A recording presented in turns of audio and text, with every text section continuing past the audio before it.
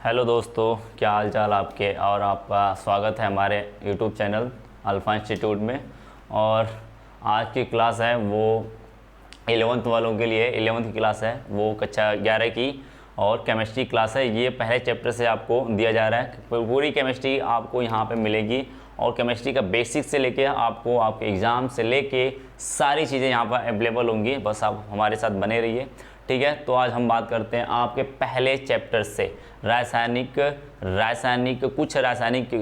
के बारे में पढ़ना है, रसायन के बारे में, और उसके मूलभूत अवधारणाएं पढ़नी। भाई क्या पढ़नी है, पहला आपका चैप्टर यही है, रसायन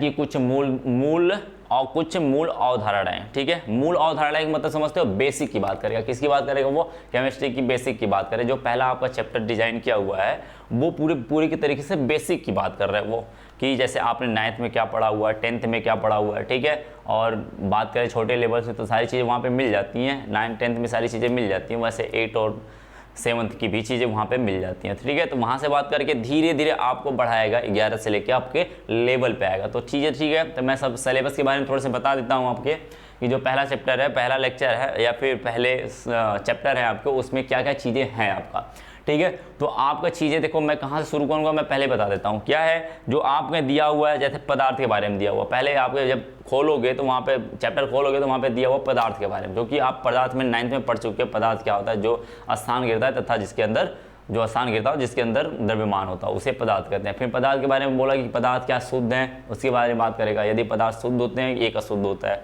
शुद्ध की बात करेगा तो यौगिक हो गए, तत्व हो गए, वो धातु अधातु, इन सब के बारे में बात करेगा। यदि अशुद्ध हो गए तो वो मिश्रण की बात करेगा, वो अलग चीज़ है, ठीक है। वो 9th 10th और 10th में आप पढ़ के आए हो, ठीक है। वो चीज़ें पढ़ के आए हो, तो वहाँ से हम शुरुआत नहीं करते। पहला जो चैप्टर है मैं शुरू करूँगा रासायनिक संयोग के नियम से। किससे शुरू करूँगा, रासायनिक संयोग के नियम से। वैसे आपके 9th में ऐसी चीज़ें थी, फिर भी मैं यहाँ से शुरू कर रहा हूँ क्योंकि ये चीज़ें इंपॉर्टेंट हैं, वो आपको आगे चल के काम करेगी, ठीक है। तो रासायनिक संयोग के नियम या फिर छोटे छोटे जो नियम हैं, जो छोटे छोटे नियम जो आप लोग अक्सर इसे नज़रअंदाज कर देते हो, लेकिन वो बहुत ही इंपॉर्टेंट है आपके लिए, ठीक है। तो मैं वहाँ से शुरू करता हूँ। पहला जो टॉपिक है आपके, मैं टॉपिक के बारे में बता देता हूँ। ये पहली टॉपिक है जो आपकी वह रासायनिक संयोग के नियम।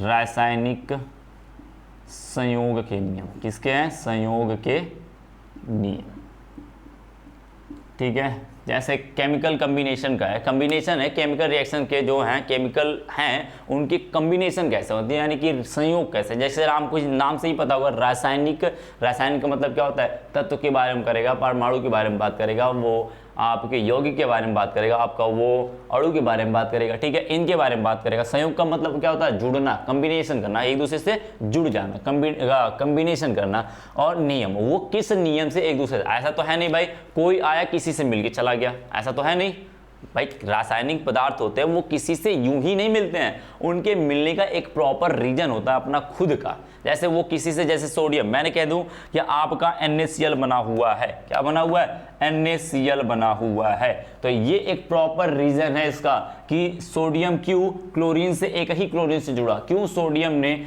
2 क्लोरीन से ना जुड़ गया भाई। वो इसको मैं NaCl क्यों ना कह दूं, इसको साधारण नमक क्यों ना कह दूं, इसकी बात करेगा कि ये ऐसा क्यों नहीं हुआ। तो इनका एक प्रॉपर रीजन है ऐसे जुड़ने का एक अपना उनका खुद का प्रॉपर रीजन है। इनका ऐसा नहीं है, ऐसा कभी भी नहीं हो सकता, ये ऐसे कभी जुड़ ही नहीं सकते जिंदगी में, यानी कि वो आपका किसी तरीके से नहीं जुड़ सकते, वो किसी एक नियम से जुड़ेंगे, कि यानी हर पदार्थ या हर रासायनिक यौगिक या अणु कह सकते हैं, वो एक नियम के साथ ही जुड़ेगा। तो उसी नियम के बारे में जुड़ना है। तो रासायनिक नियम के बारे में 2 साइंटिस्ट थे। कितने साइंटिस्ट थे, 2 साइंटिस्टों ने 2 नियम दिया हुआ था। कितने नियम दिया, तो 2 नियम की बात करेंगे यहाँ पर रासायनिक संयोग के नियम में। तो बात करते हैं भाई, पहली बात करते हैं, पहली चीज क्या दिया हुआ था। पहले दिया हुआ था द्रव्यमान संरक्षण का नियम। क्या दिया हुआ था, द्रव्यमान संरक्षण का नियम दिया हुआ था, ठीक है। द्रव्यमान संरक्षण का नियम, ये संरक्षण का मतलब कंजर्वेशन, क्या होता है, कह सकते हैं लॉ ऑफ कंजर्वेशन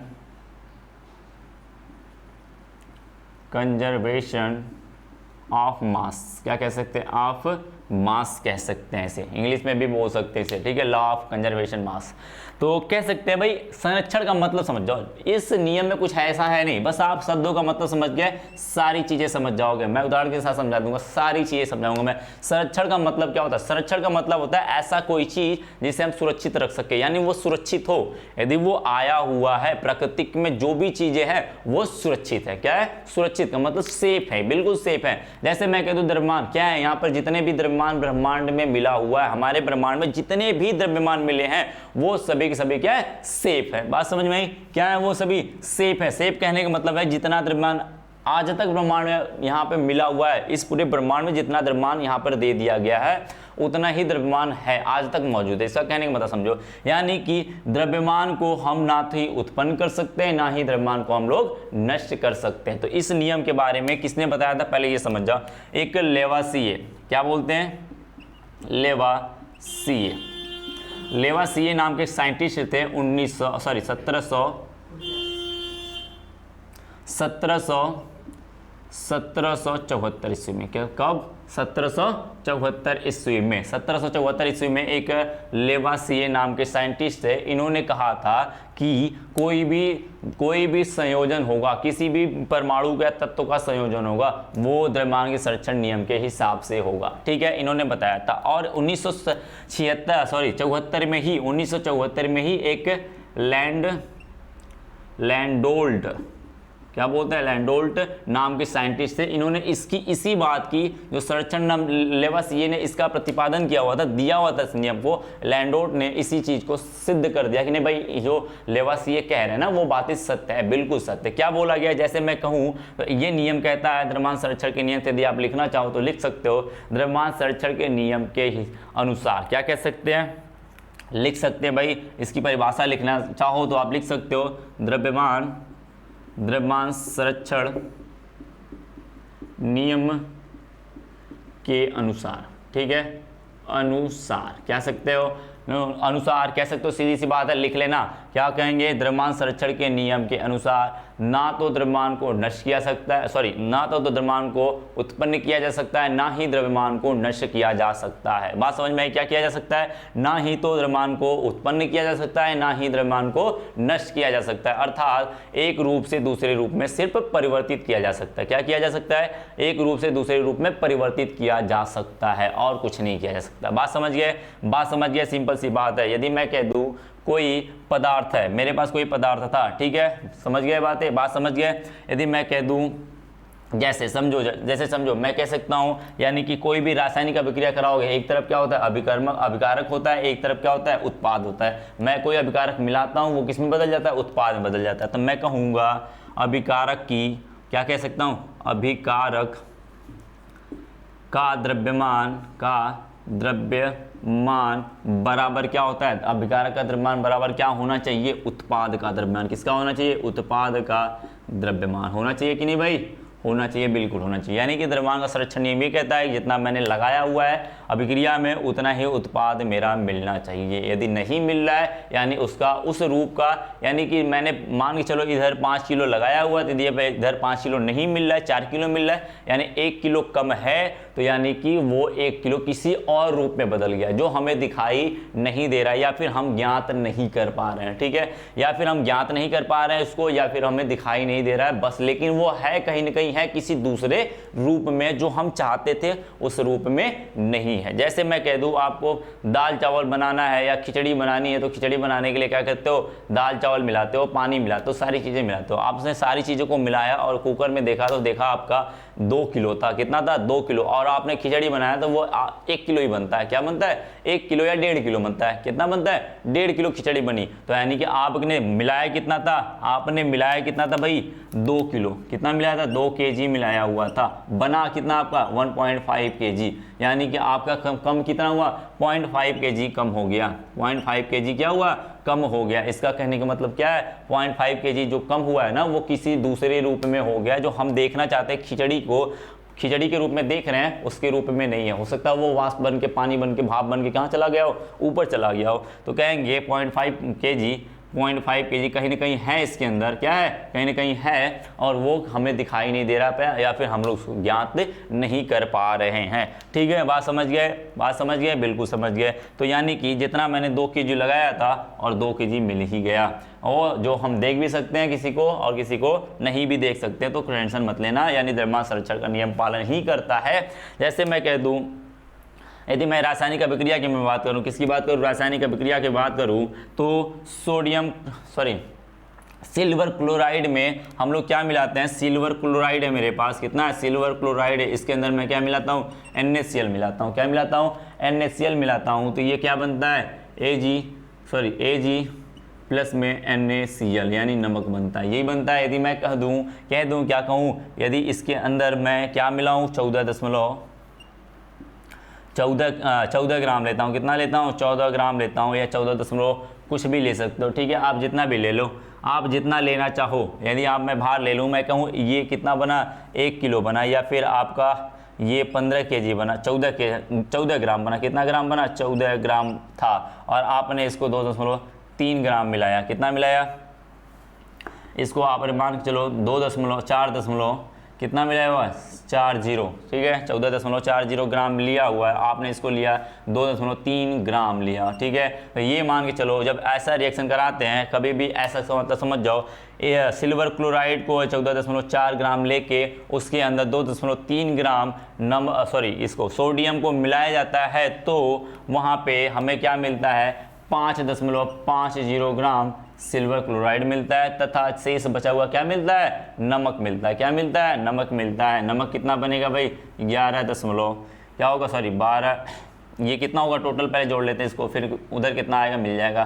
तो संरक्षण नियम को यदि मैं कहूँ ये कितना मिला, 5.50 मिला, तो मैं पूछ सकता हूँ इसी बात को कि भैया आपका नमक कितना बना नमक, तो आप बता सकते हो, बिल्कुल बता सकते हो। क्या कर सकते हो, जानते हो संरक्षण का नियम क्या कहता है, जितना द्रव्यमान मैंने लगाया हुआ है उतना द्रव्यमान मिलना चाहिए। तो इसी बात को मैं क्वेश्चन मार्क लगा देता हूँ, इसका मतलब इसका संरक्षण नियम के अनुसार आपका इसका द्रव्यमान निकालना है, तो निकाल सकते हो, बिल्कुल निकाल सकते हो। कैसे निकालोगे भाई, इन दोनों को जोड़ दो, क्या आएगा, 14.40 प्लस में 2.30, कितना आएगा भाई,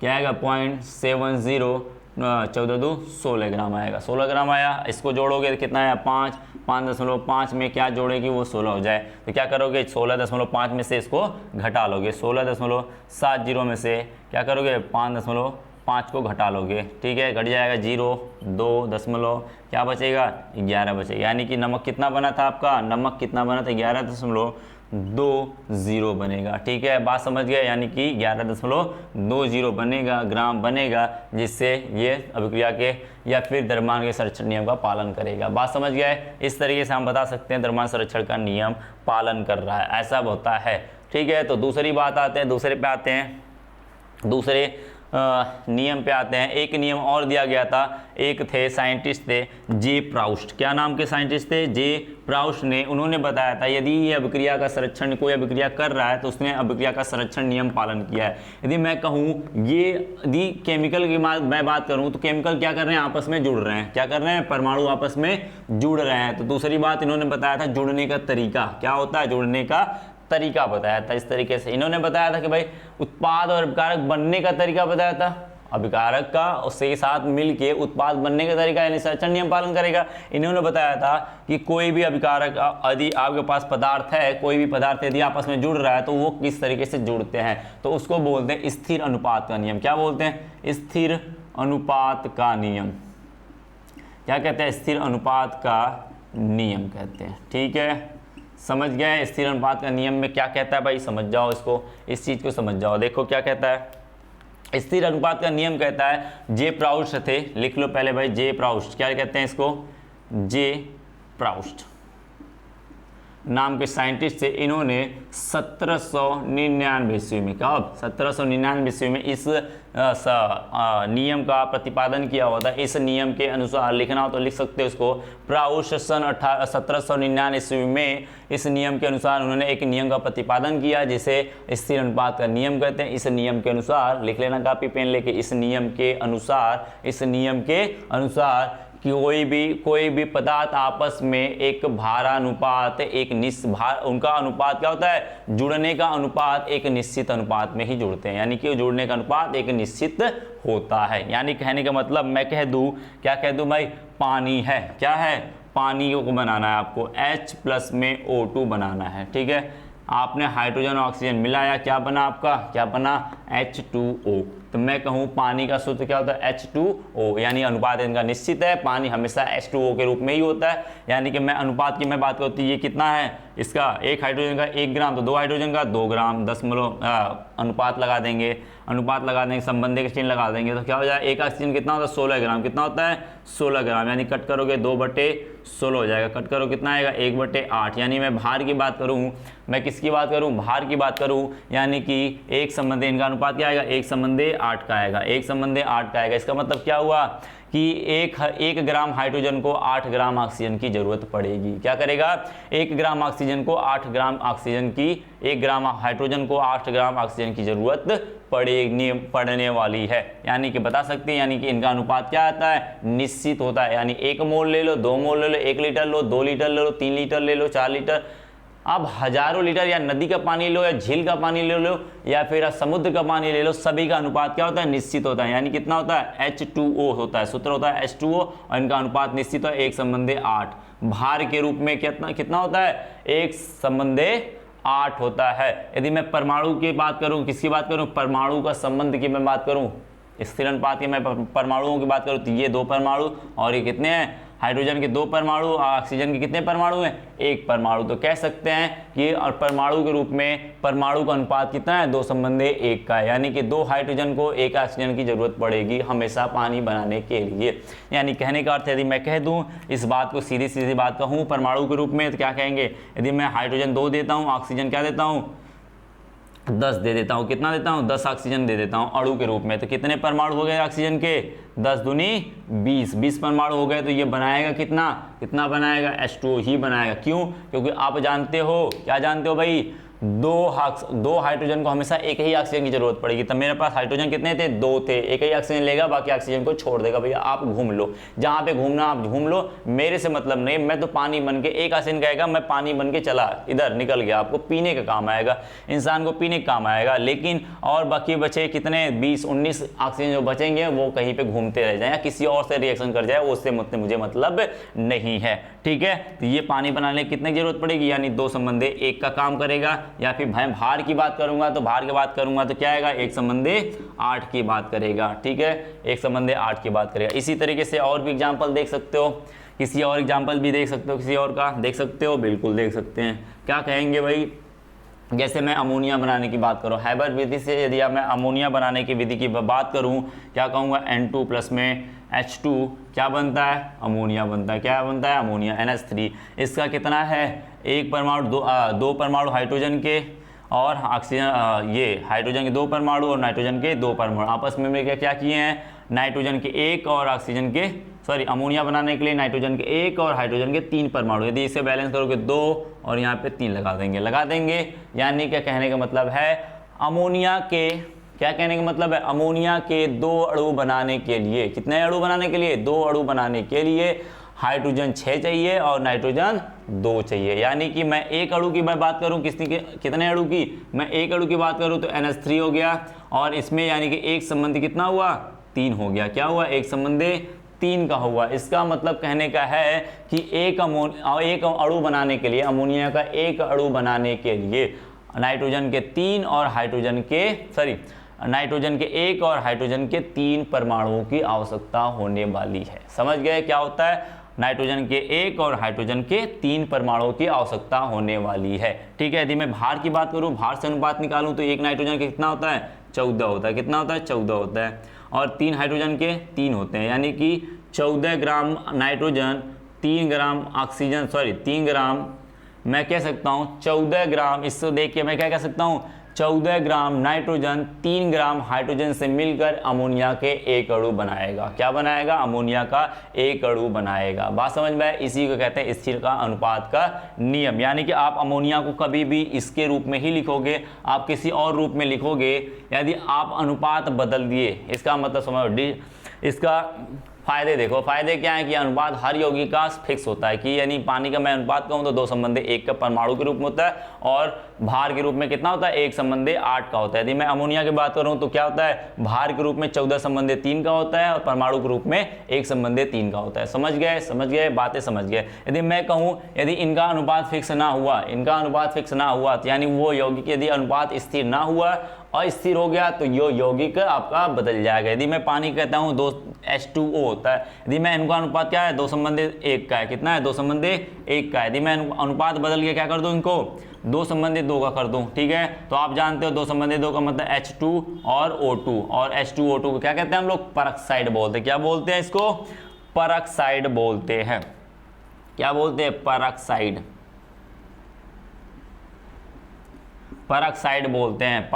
बोलते हैं। तो परऑक्साइड क्या हो जाएगा भाई, H2O2। ये अलग यौगिक होता है, ये अलग यौगिक होता है। यानी समझ गए, बातें समझ गए। क्या बोला गया कि भैया आप लोग जैसे ही अनुपात बदलोगे उसका यौगिक बदल जाएगा, यौगिक का गुण बदल जाएगा, यौगिक ही बदल जाएगा। तो ये थे आपके संयोग करने के, रासायनिक संयोग करने के 2 नियम। पहला था द्रव्यमान का संरक्षण नियम, दूसरा था स्थिर अनुपात का नियम। दोनों ने बताया था और ये आपके लिए बहुत ही महत्वपूर्ण है, ठीक है। तो धन्यवाद यहाँ तक आपको हमें सपोर्ट करने के लिए और देखने के लिए। Thank you for this watching video.